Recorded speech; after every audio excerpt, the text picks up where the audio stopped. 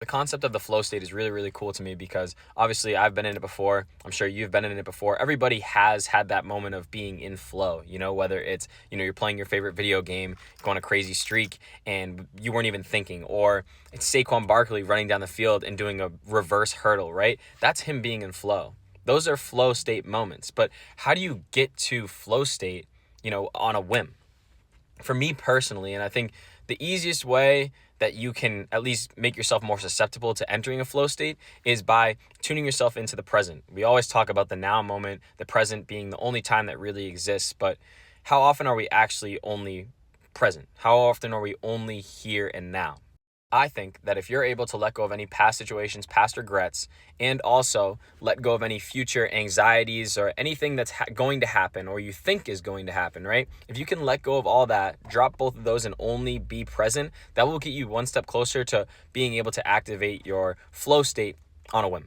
But in order to let go of past situations, past regrets, and not be anxious about the future, you have to have some level of trust with the thing that operates outside of you, which is, the quintessence. It's everything that exists. So you have to have some sort of belief that things are going to work out for your highest good regardless. And that is up to you. That is your connection with the divine, God, source, whatever you want to call it. But having that level of trust allows you to not be as much in the past and not be as much in the future, but being here and now enough to actually take in everything that is going on. I think the second biggest thing for entering a flow state, and it's honestly interchangeable, but the second thing that I want to talk about is doing something that you actually enjoy. So often you can't enter into a flow state, right?